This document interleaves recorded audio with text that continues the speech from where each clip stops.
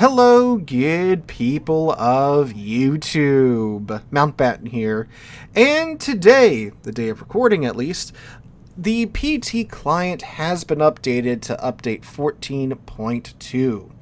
Now, if you live under a rock, this is the version of the game that's bringing forth the classified documents and the new type of ships, the experimental ships, all in the next update. And right now, you guys can get your hands on both the classified documents and the experimental ships by simply playing on the PT server. If you've never done this before, you can download the PT client by clicking on download additional instance in the launcher, and then for the region you click on PT. It'll download it to your hard drive. It should log you in with your your base quote-unquote account. You get another account technically for the PT server, but it should log you in right away, transfer over all your ships and stuff, and then you too can try out these 3 new experimental ships and the classified documents for yourself. You actually get some rewards on your main account by playing on the PT client anyway, but it's a great place to try out, in this case, new ships and new mechanics. So I'd highly encourage you guys to download it if you can spare the space on your hard drive. But anyway, what today's video is about my experience with both the new experimental ships and the classified documents in random battles. Now, all this being said about trying out all these new things, just a big old disclaimer here right at the start. The PT client usually isn't the most populated version of the game.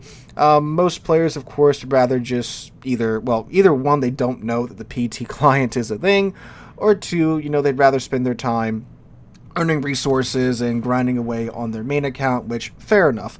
Which is why the PT client graces you with many a gift. They typically give you just a gajillion doubloons and free XP and coal, enough to get your hands on, whatever it is that they want you to test out on the client. And the cost for ships and such in the PT client is also, again, quite menial in order to ensure you can try them out. So, anyway, once I got into the PT client, the first thing I wanted to try out was, oddly enough, not the experimental ships. I wanted to try out the classified documents, since that to me is a little bit more crazy than the experimental ships, but we'll get to those in a second. You should probably be watching me play the Oregon, which is the Tier 10 American experimental battleship, in the background footage, so that is going on. But the classified documents, I want to touch on those first, because that was the bigger shock to me, because we knew that the experimental ships were coming to a quote-unquote temporary event, right? We'll get to that statement in a second too. But the classified documents were a real shock that they were bringing this into random battles. Now, at the same time that this version of the PT client was updated, they also released an article in regards, there we go, to the PT update, and they made some changes to the classified documents. So, TLDR, you can no longer have these buffs against the enemy ships on the classified documents. Now they are only defensive buffs for your ship, meaning that you can now no longer deal additional damage to whatever ship it is that you select for your classified documents. The buffs you get are purely defensive. From what I saw, in most cases with most ships, it's around a 5% debuff to the damage that you receive from the main battery guns of that ship, or from the torpedoes if it's like a destroyer or something. And then it is either an additional 5% debuff against the type of ammunition that ship typically shoots. For example, I saw for the Thunderer, you get a 5% buff, or I should say a 5% reduction in damage received from the main battery guns of the Thunderer, and an additional 5% buff, a 5% reduction in the damage you take from HE shells from the Thunderer. Makes sense. Same with like the Colombo, 5% reduction in damage you take from the main battery guns of the Colombo, and a 5% reduction in the amount of damage you take from the sap shells. With ships like the Hanover and the Libertad and the Schlieffen, it is a 5% reduction in the amount of damage you take from the main battery guns, and then a 10% reduction in the amount of damage you take from the secondary guns, which, with the Libertad, makes a whole hell of a lot of sense, right?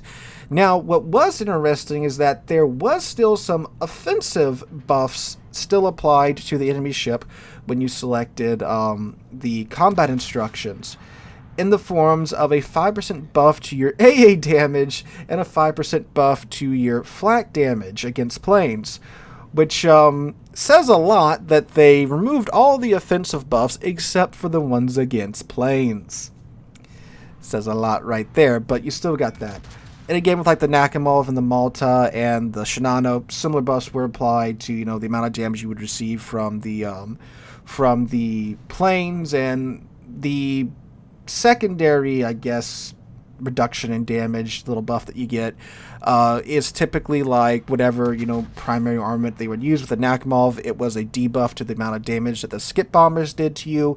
I think it was the same for the Shinano. Then for the Malta, it was a debuff for the amount of damage that I believe it was the AP carpet bombers.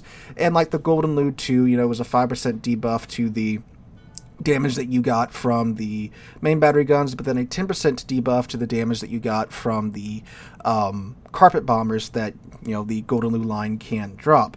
So that in and of itself is better in my mind, obviously, than being able to stack all these offensive buffs against these ships that you don't like. Because there's some very serious concerns there about, the simple fact that you can, like, bully the crap out of one player on the enemy team with that. And as somebody that has been the subject of many a focus fire when trying out new ships to review, I could see how that would very quickly become a problem. Especially, again, like if you run Matchmaking Monitor, which a lot of players do, they see that, this one guy, hey, look, guys, they've got a god tier, I don't know, Libertad player on their team, or a god tier Stalingrad, Moskva, insert ship here. Let's all take the buff to where we do additional damage to him, and let's bully him out of this match just like that. Not very organically, like you normally have to focus fire, right, against him. You're artificially just pounding him into the ground, if you will, with these buffs. So I think that's a good move from Wargaming if they were still going to go forward with this idea. Another big thing is that this is a temporary thing for now. This is the first of their, hey, we're going to have these temporary events in game to where, you can try this out for X amount of time. It's going to be until, I think, 14.7. Yeah, until 14.7. So for 5 patches, classified documents are going to be in the game. And the next season of Clan Battles is going to have this as well. Clan Battles, it's a bit more of an interesting proposal, but also kind of like, well, this is Clan Battles. It's supposed to be all about skill, not who can, pick the right buffs, right? But I guess we'll see when that comes out. So, how effective were they? Well, let's just say I didn't notice a huge difference. Now, the thing about the PT client too, is that the PT client is not the most populated server ever.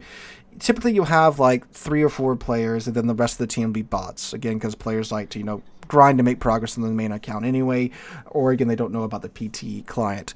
So it was kind of difficult to gauge, the big overall impacts that you can have with these buffs. Now, I did try out a couple of interesting combinations, and one that was probably one of the more, I guess you could say, noticeable was the Zombie Montana build, where you build into full survivability Montana, you take the unique upgrade, and then you take the the classified documents that buff you against certain ships. So, like, in the match that hopefully editing me will have up right now, I was in Montana, and there was like a Schlieffen and a Libertad, and I think I took one against a destroyer that I thought was a player, but I didn't realize he was a bot. Anyway, so when you have, like the Zombie Montana with the unique upgrade that reduces the burning time and such, and then you're going up against, a ship that you've got these classified documents on, I think I survived for quite a bit longer than I normally would against the Schlieffen, especially since, I had the 10% debuff going on to secondary damage. 5% damage, 5% damage reduction, that's not a whole lot. That's not a whole little. But then when you get into that 10% range, that's more of a significant decrease in the amount of damage that you're receiving from those secondary guns. Especially, something like the Schlieffen, which has a ridiculous number of secondary guns, on the ship. So that's a little bit more substantial. Then again, we have the, the zombie Montana with the unique upgrade and such. So that one was like, okay, this is doing something. But the others, it didn't really seem to be doing a whole lot. Except, of course, bringing down the other guy's damage numbers by like maybe 5%. Keep in mind, too, this isn't for every ship in the game. In randoms, it's 3 ships. And on the PT client, too, again, these are like 3 or 4 real players aside. The other 5 players on the team are bot matches. Lots of times, it's not even full teams, right? Because again, the bot count apparently, I guess, only goes up to like however many on screen. I think most of the games tapped out at like 9 ships or 10 ships, but they're not full games, is what I'm saying. So it's kind of hard to see exactly what these are going to be like, in actual random battles. Because again, you only get to pick 3 ships, and you don't know where these ships are spawning at. You could pick 3 ships, they could spawn in on the entire other side of the game, and you may never see them, right? So it's something that, now that it's purely defensive, I don't think will be as big of an issue as it was beforehand.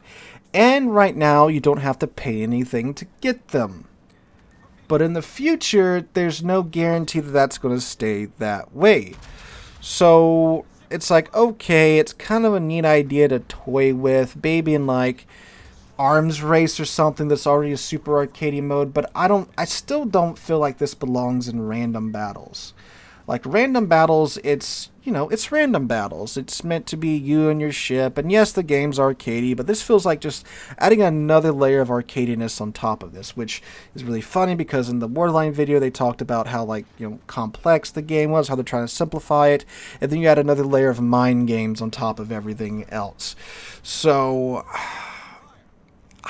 if this is all this is, it's, 5 patches of these classified documents, just Wargaming trying to see how they affect the game, and, it doesn't really come back. Cool, whatever.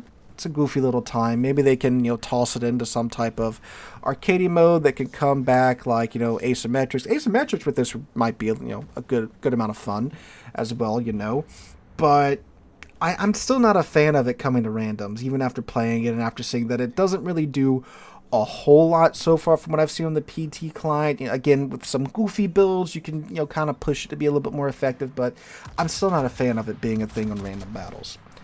Alright, so the experimental ships. Well, these are something else for sure. So naturally, I wanted to try the Oregon, American battleship, right? It's a Georgia at tier 10.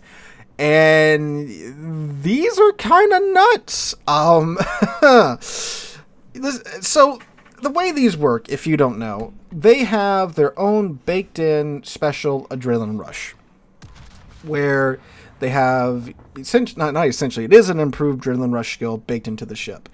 So before you even left port, your ship's going to when you get into the game, your ship's going to start somewhere around half HP, and you're going to have this just insane reload time on your main battery guns. And for the Oregon, the fight or flight, which is the skill, I guess you could say, or the effect, whatever you want to call it, that these ships have baked into them. For the Oregon, you get a better reload time, obviously, because you have the improved adrenaline rush skill, and then you have an improved dispersion because of fight or flight. And this varies depending upon where you are at in terms of your HP. Taking the adrenaline rush skill, the normal adrenaline rush skill, on top of the improved adrenaline rush skill that the Oregon gets, I had an 18-second reload with the reload module on my Oregon just before I had even gone into combat. 18-second reload with a pretty significant buff to the dispersion of those main battery guns. before I'd even gone into combat and taken any additional damage. Now, of course, the downside of this is that, well, you're in a Georgia hull, which I don't know if you've played the Georgia. The Georgia hull, while yes, it does have that 32mm nose and stern, it's got a lot of oddities in terms of its geometry, so it eats a lot of pins that you wouldn't expect it to eat. So you're at like 30-ish thousand HP in a Georgia hull in a tier 10 game, but you got an 18-second reload on your 6 American 457mm 18-inch guns, which can lead to some absolutely goofy salvos. And the Oregon has the new limited shell mechanic, where you get a burst fire, but it's limited in terms of the ammunition that you have. With the Oregon, you have 72 shells. So that's 72 shells shared between the three turrets. So you get 2 bursts, 6 guns, 12 shells. So you get, 6, 7 salvos out of the Oregon with that burst. Essentially, if you get, all your guns off every time. The burst doesn't do anything besides give you the 1.4 second reload time between the salvos, which with 18-inch guns is absolutely goofy, right? Obviously, that's to great effect, when you're doing drive-bys and such. Oh, and of course, if you haven't noticed from the background match, it does shrink your range down to half of your main battery gun range, essentially. If you take the detection module and the commander skill, it's the same as your detection range, basically. So it's great for those drive-bys, but you can't, snipe someone across the map with 2 of these salvos back to back. So, yeah, obviously this ship has tremendous potential in terms of the amount of damage you can do in a very short time, but you do have to balance that with the fact of, hey, I start out with half of my HP. You can pop a hill, which will still give you a pretty good reload time and a decent buff to your dispersion, but you can't take the American special Plotting Room Mod 2 module that gives you the 11% buff to your dispersion. So what's really funny is that if you do heal a good chunk of your HP, you actually have worse dispersion than the Georgia has without the American Plotting Room Mod 2 module. So there's that. But, if you're in a good position and you're in a spot where you can chill and just be chunking these shells, oh yeah, the damage potential is very much there. And keep in mind too, this is the American 457mm guns with the American AP, so they hit quite hard when they bite into the armor. That's just insane to me, but it is very much a high risk, high reward playstyle, and if these are for an actual event, like many of us thought, and they clarified that the event they meant was is that they were going to introduce them into random battles for a little bit and then remove them. If they were in their special little game mode or whatever, fine, it would have that cool, whatever. But they're in this mode, and they're in randoms right now, and it's just these are a little kooky there. Granted, I would not be opposed to, a tier 10 Georgia, that's supercharged, which is kind of what this is, but without having to lean into, again, the more arcadey side of things, and the whole new, special skill that the Oregon has, right? It's just man, this is a really, really big step in a different direction in terms of, the direction that the game's been going in for some time, which is arcadey, don't get me wrong, but still relatively grounded in realism. And in any naval combat game that doesn't have you squinting at pixels across the ocean is arcadey in terms of 20th century naval combat, right? War Thunder Naval is still arcadey. It leans more into the realism than what Warships does. Not trying to say it doesn't, but it's far more arcadey than obviously something like an actual 20th century naval combat game that's like a simulator, right? And obviously we've been drifting toward this direction for quite some time, with some of the more modern gimmicks and some of the things the newer lines have been coming with, like the combat instructions. But it was always like, well, it's kind of simulating this or that, or stepping in for this or that. And there were some exceptions here and there, like the reload boosters and such, right? But now they're just kind of going full arcadey, which is, I don't necessarily think that's a great idea, but I guess it's what they've decided they have to do, or at least that they're trying out here, right? Because this is still a temporary thing. These ships leave in 14.7, so even if you do acquire them, they're not staying in your port, at least for the time being. Granted, super ships were supposed to be in their own game mode for the time being, and now look where we're at now. So they're insane, but it's very much high risk, high reward. I feel that the Oregon, at least, it's the one I've played the most, and one I've played enough to feel comfortable about talking about it in a video. I feel that the Oregon is decently well balanced, because again, you have to choose between riding that really, really good adrenaline rush and that great dispersion, and getting clapped, because 30k is not a tall order for a lot of higher tier ships to do to a Georgia hull in one salvo, especially if it's like the Colombo. And obviously, most players, when they see a ship sitting at half health, they're gonna, well, I'd like to think they'd focus it down, but especially when it's something like an Oregon, a new experimental ship. At least from what I've seen, a lot of them that I've seen out in the wild in super testers' hands, they do get clamped pretty fast. But again, you got the one every now and then that can really make it work.